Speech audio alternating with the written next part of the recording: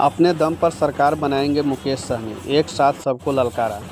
नमस्कार, मैं हूं संजीत और आप देख रहे हैं बेमिसाल इंडिया न्यूज। बता दें कि मुकेश सहनी मुजफ्फरपुर में निषाद संकल्प यात्रा के दौरान वीआईपी चीफ मुकेश सहनी ने कार्यकर्ताओं को संबोधित करते हुए दावा किया है कि वह बिहार में अपने दम पर सरकार बनाएंगे, एक साथ सभी को ललकार दिया। उन्होंने कहा कि एक दशक पूर्व भी निषाद समाज को नहीं जानता था, न ही उनकी कोई पहचान थी, लेकिन आज वीआईपी पार्टी तथा निषाद विकास संघ के बलबूते निषाद समाज को एक नई पहचान मिली है। उन्होंने यह भी कहा कि कोई भी बड़ी लड़ाई एक दो दिनों में नहीं जीती जा सकती, उसके लिए संघर्ष करना पड़ता है। वीआईपी चीफ मुकेश सहनी ने कहा कि आज एक भी निषाद बेटा ऊंचे ओहदे तक नहीं पहुंच पा रहा है, इसका कारण आरक्षण नहीं मिलना है। अगर आरक्षण मिलता तो बहुत अच्छे पद पर हमारे बच्चे रहते। श्री सहनी ने दावा किया है कि बिहार में जाति जनगणना के अनुसार निषाद दूसरी सबसे बड़ी जाति है। अब सरकार बनाने की बारी है, जनता का वोट जिसके पास है अब वही राजा बने। सुनिए आगे मुकेश सहनी क्या कहते हैं।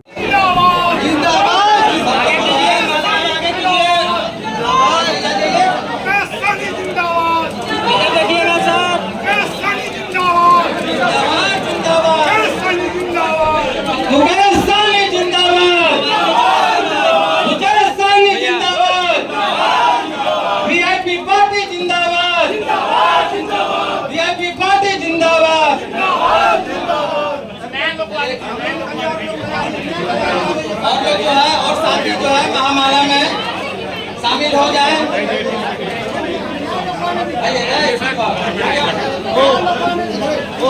पीछे जाइए ना, ओ सर पीछे रहिए ना। कहाँ आप लोग इधर देखिएगा।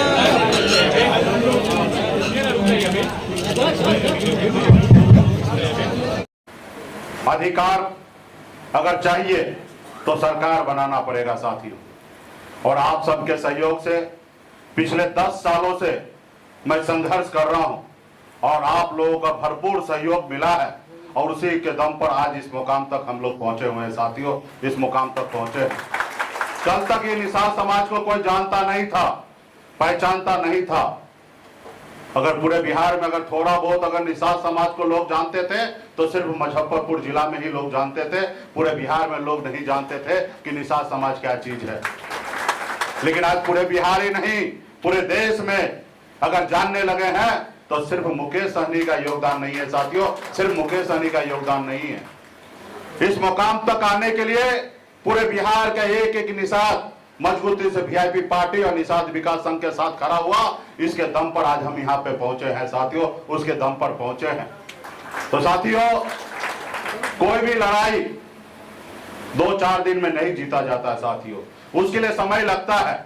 सिर्फ जरूरी है कि आप अपने कर्तव्य के साथ मजबूती से उस रास्ते पे चलिए साथियों, उस रास्ते पे चलिए।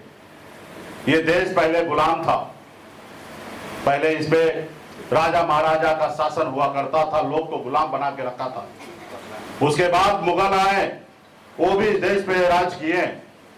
उसके बाद अंग्रेज आए, वो भी आपके देश पे राज कर रहा था, आपको गुलाम बना के रखा था। और आपके पूर्वज, हमारे पूर्वज ने 250 साल तक लड़ाई लड़े, तब जाके हमें आजादी मिला साथियों, तब जाके आजादी हमें मिला। हजारों नहीं लाखों की संख्या में हमारे पूर्वज शहीद हुए, उसके बाद हमें आजादी मिला साथियों, उसके बाद आजादी हमें मिला। और आजादी के बाद बाबा साहब भीमराव अंबेडकर ने हमें एक संविधान बना के दिए। उन्होंने देखा कि पहले किस तरीके से गरीब पिछड़ा दलित को पशु समान समझते हैं, उनको गुलाम बना के रखते हैं। तो बाबा साहब ने कहा कि नहीं, ये लोकतंत्र में, इस देश में लोकतंत्र होना चाहिए। कोई किसी के ऊपर मालिक नहीं होगा, जनता जिनको चुनेंगे वही लोग देश को चलाएंगे। राजा का बेटा राजा नहीं बनेगा, अब राजा वो बनेगा जिसके पास वोट होगा, वो व्यक्ति इस राज्य का मुख्यमंत्री हो या देश का प्रधानमंत्री बनेंगे। तो साथियों, हमें संविधान में ताकत मिला वोट गिराने का, और आप अपने वोट के दम पर बड़े से बड़े ओहदे पे जा सकते हैं। जैसे हमारे आदरणीय लालू प्रसाद यादव जी, मुलायम सिंह यादव जी, दलित की बेटी बहन मायावती जी, इन लोगों ने पैसे के दम पर अपने अपने राज्य में मुख्यमंत्री ने बने, अपने लोगों के वोट के दम पर राज्य में मुख्यमंत्री बने। और